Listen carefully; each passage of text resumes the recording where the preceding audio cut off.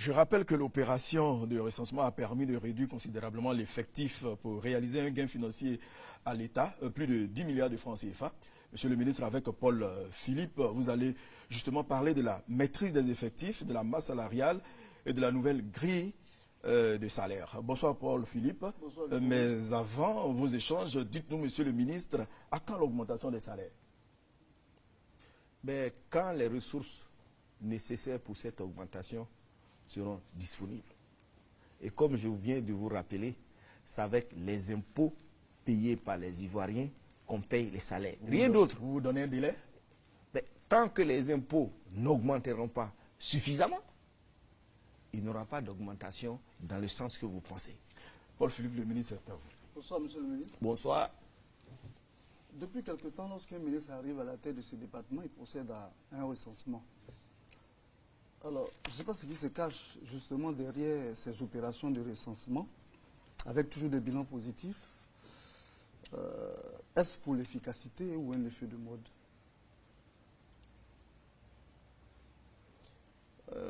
Votre question est un peu surprenante, mais je vais essayer d'y répondre. On fait le recensement parce que il y a des personnes, des Ivoiriens, qui vont émarger au trésor public en tant que travailleurs de l'État. Il est nécessaire donc, j'allais dire indispensable, qu'on s'assure de temps en temps que ces personnes travaillent effectivement pour l'État. Vous savez que dans la fonction publique, il y a des gens qui y entrent et puis après, ils vont ailleurs. Certains même quittent la Côte d'Ivoire. Donc ce recensement périodique sert justement à sortir de la fonction publique ceux qui pourraient émarger sans effectivement rendre le service qu'on attend d'eux à l'État. Alors aujourd'hui, quel bilan vous en faites? Bon, on a fait un premier recensement, c'était un recensement d'entrée. Environ 2818 personnes ont été identifiées comme absentes. Nous les avons donc sortis du fichier. Mais pour terminer sur votre question, nous n'avons pas fait que ça. Nous avons contrôlé aussi les fonctionnaires qui avaient des matricules. Nous avons fait des contrôles sur les fonctionnaires qui travaillent, qui sont supposés travailler à la fonction publique, mais qui en fait travaillent dans le privé. Nous avons fait des contrôles sur les fonctionnaires qui sont supposés travailler à la fonction publique, mais en fait, ils sont dans les sociétés d'État. Nous avons contrôlé les indices et nous avons contrôlé pas mal de choses. Voilà. Le but, c'est vraiment d'assainir le fichier de la fonction publique. En ce moment, nous sommes en train de contrôler les diplômes et les résultats des concours par lesquels ces fonctionnaires-là sont rentrés en fonction publique. Dès demain, vous verrez sur notre site tous les fonctionnaires qui ont été admis à un concours de la fonction publique depuis 2010 jusqu'à ce jour. Et nous allons appeler tous ceux qui ne sont pas sur cette liste à venir justifier la voie par laquelle ils sont rentrés à la fonction publique. Voilà. Nous avons vraiment l'intention d'assainir ce fichier parce que ce fichier coûte très cher à l'État de Côte d'Ivoire. Alors justement, ça fait l'actualité, monsieur le ministre. On ne comprend pas comment on peut avoir un numéro matricule sans avoir passé un concours. On peut avoir un numéro matricule sans avoir passé un concours si on a fraudé. Voilà. Et c'est les fraudeurs qu'on veut sortir.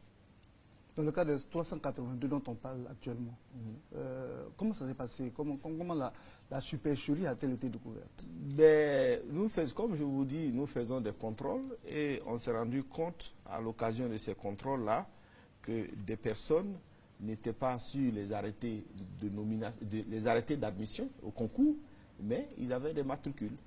Voilà. Donc nous procédons par le contrôle des résultats des examens. Et le résultat de ces examens est formalisé donc, par un arrêté du ministre de la fonction publique qui dit voilà les admis au concours que nous avons organisé. Nous partons sur cette base. Et puis après, il y a d'autres documents où on retrouve des personnes qui ne sont pas sur la liste des admis. Nous allons les sortir petit à petit. Ce contrôle, nous avons commencé là de 2000, le premier contrôle que nous avons fait qui donne à peu près, je parle de chiffre, 940 personnes là. 940 personnes. C'est ça? Voilà, 940 personnes. C'est les derniers concours de 2010 jusqu'à présent. Mais nous allons poursuivre jusqu'en 2000. Jusqu'en 2000 ce travail. Et tous ceux qui sont rentrés frauduleusement à la fonction publique seront sortis. Alors, votre objectif premier reste qu'il faut débarrasser la fonction publique de ces brebis galeuses. On constate, comme je l'ai dit tantôt, que chaque fois, ces recensements reviennent. Est-ce des fonctionnaires qui ont plus de 10 ans d'activité ou moins de 10 ans? Parce que on va comprendre qu'on peut faire un recensement, on peut faire un état des lieux, et chaque fois, les brebis galeuses, on les retrouve. Chaque année, j'allais dire. Alors finalement, on se demande à quoi servent ces opérations. Ah ben, ces opérations ne sont pas infaillibles. Hein, des personnes peuvent passer entre les mailles du filet. Nous avons commencé le recensement là par la production d'attestations. Et ces attestations devaient être signées par les 2 supérieurs hiérarchiques immédiats. Mais nous savons bien que dans le lot, il y a des gens qui ont imité la signature de leurs 2 supérieurs hiérarchiques immédiats. Donc c'est une méthode qui n'était pas infaillible. Et c'est pour ça que nous avons eu une autre qui arrive là, qui a commencé, qui est l'identification. Et celle-là est informatique. Donc, finalement, on ne comprend pas trop la différence entre les 2 opérations, le recensement et l'identification. Alors, l'identification a d'abord 2 objectifs.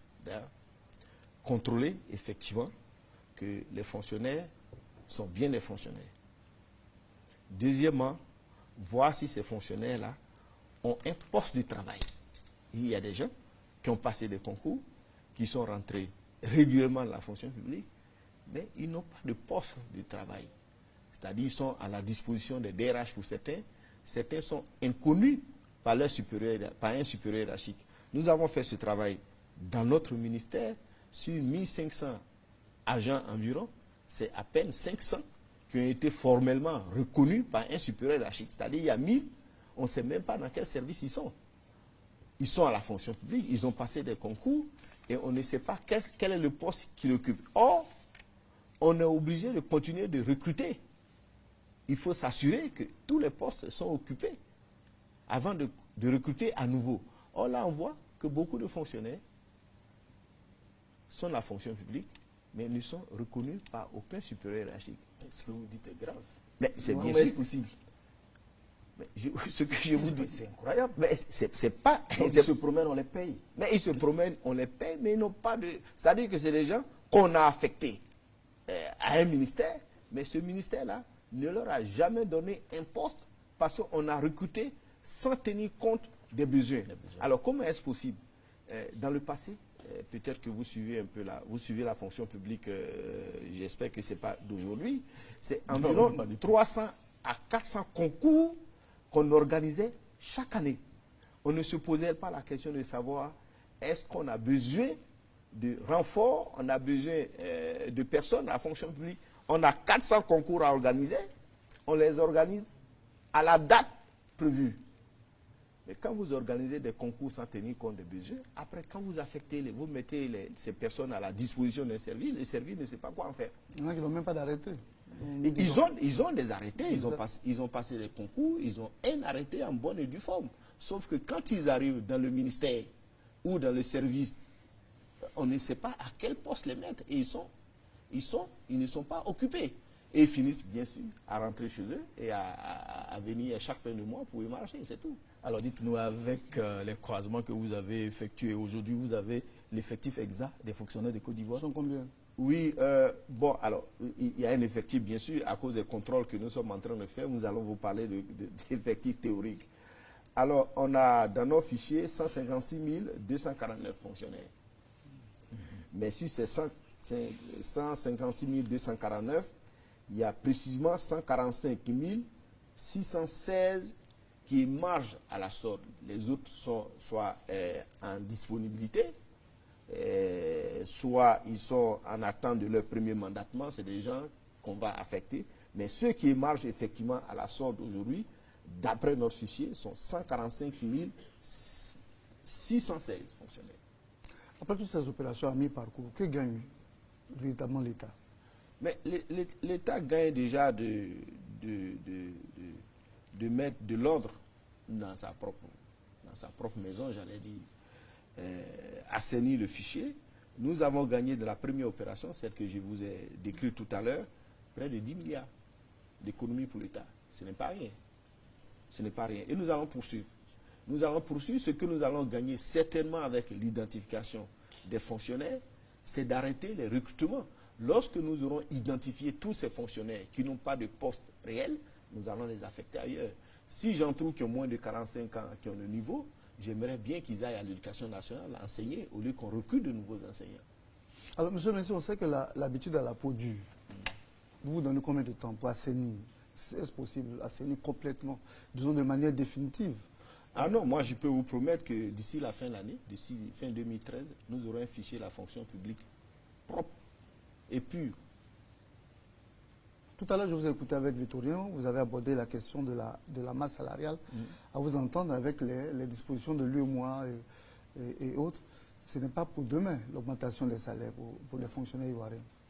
Normalement, on ne devrait plus parler d'augmentation des salaires. Comme je vous ai dit, c'est économiquement malsain d'avoir une masse salariale à ce niveau.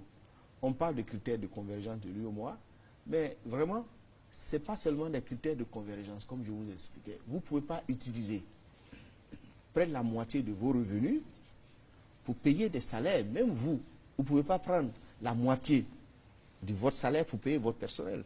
Sinon, vous ne pourrez pas vous acheter une maison, vous ne pourrez pas soigner vos enfants, vous ne pourrez pas les mettre à l'école, etc.